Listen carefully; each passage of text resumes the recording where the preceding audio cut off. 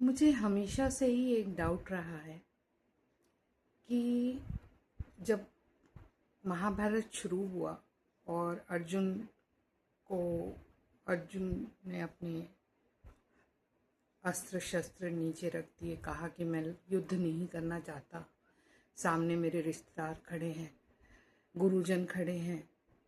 तब कृष्ण ने उनसे ये क्यों नहीं कहा कि ठीक है, इन्हें माफ़ कर दो और भूल जाओ।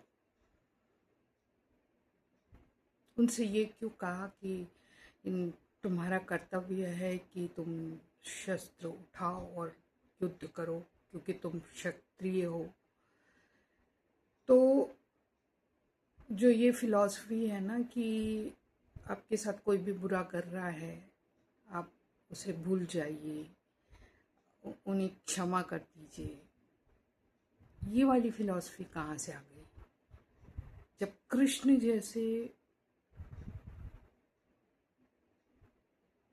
सुप्रीम पर्सनालिटी, जब उन्होंने कहा कि शस्त्र उठाओ और युद्ध करो, उन्होंने ये नहीं कहा कि क्षमा करो और भूल जाओ।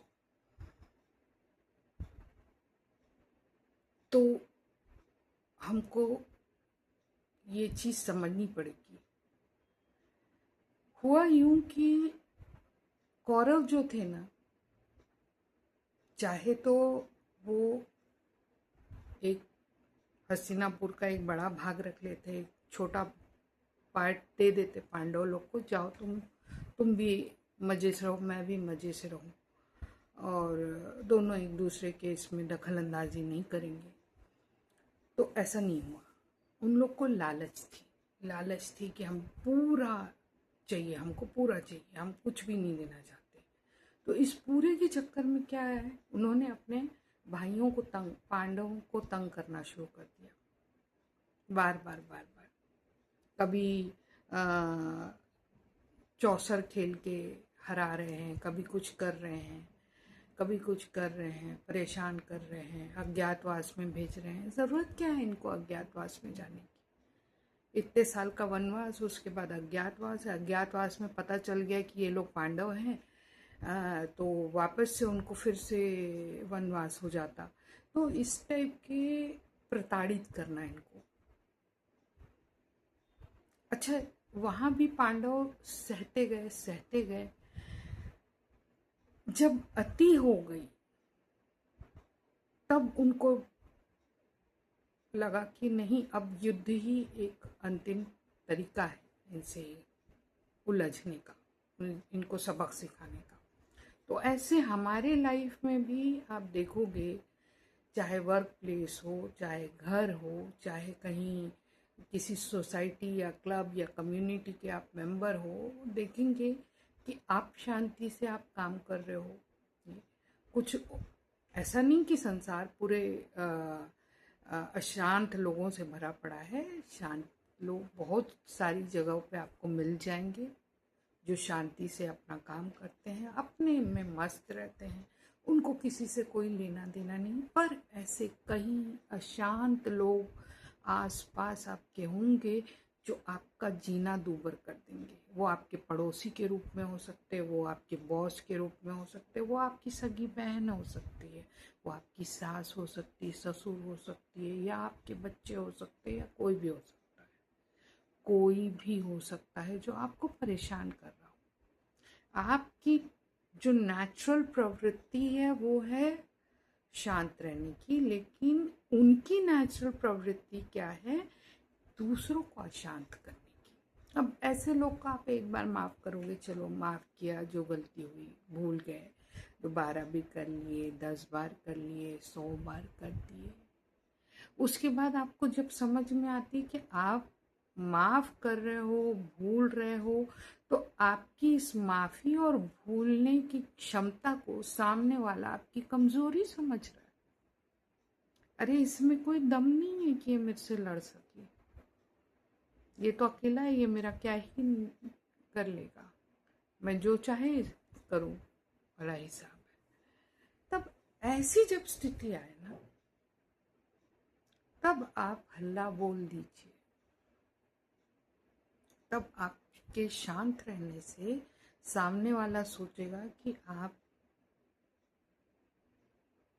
में दम नहीं है, आप उनको माफ कर रहे हैं। ये बहुत बड़ी ताकत है। माफ, किसी को क्षमा करना, किसी की गलती के लिए क्षमा करना बहुत बड़ी अपने आप में ताकत है, या माफी मांगना भी ताकत है। लेकिन उन लोगों को ऐसा लगता है कि अरे देखो झुक गया, इसमें दम नहीं है, अब ये कुछ नहीं कर पाएगा अपना। तो बार बार बार बार वो अपना नोज जो है पोक करेंगे आपके काम पे।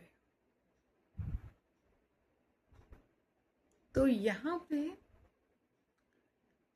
यदि दिमाग से खेला जाए इन लोगों के साथ, क्योंकि अब यहाँ महाभारत का युद्ध तो नहीं कर सकते कि भैया अपना गांडी उठा लिए, गदा उठा के मल्ल युद्ध कर रहे हैं, ऐसा कुछ नहीं कर सकते। तो दिमाग का प्रयोग करें। दिमाग से बड़ा कोई अस्त्र नहीं, कोई शस्त्र नहीं। तो ऐसे लोगों को यदि आप माफ करके सोच रहे हैं कि मैं पुण्य कमा रहा हूँ, तो नहीं।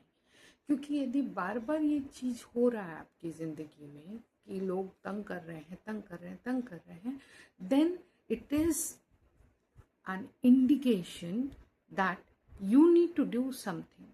You cannot sit quiet. So ये इंडिकेशन को समझिए। भगवान की मर्जी है कि आप कदम उठाएं। यहाँ आप कदम ना उठा के आप सोच रहे हैं कि आप पुण्य कमा रहे हैं, आप किसी को चोट नहीं पहुंचा रहे हैं। नहीं, सबसे पहले तो आप अपने आप को चोट पहुंचा रहे हैं, दूसरों के द्वारा बनाए गए चक्रव्यूह में फंस के। आपको कोई जरूरत नहीं है। You have to play tactfully, intelligently and brilliantly.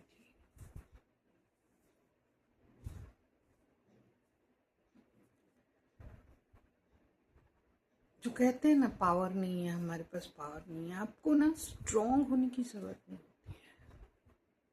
Powerful बनने के लिए ऐसे स्ट्रांग होने की जरूरत नहीं है। दिमाग से ज्यादा शक्तिशाली चीज आपके पास और कोई चीज नहीं है। कई बार कुछ युद्ध बिना लड़े ही जीत लिए जाते हैं। कैसे? दिमाग से। Use your brain and teach them lesson, जो भी आपका जीना हराम करके रखे हुए हैं। नाइस लेसन कि अगली बार वार करने से पहले वो सोचें कि हम गलती कर रहे हैं,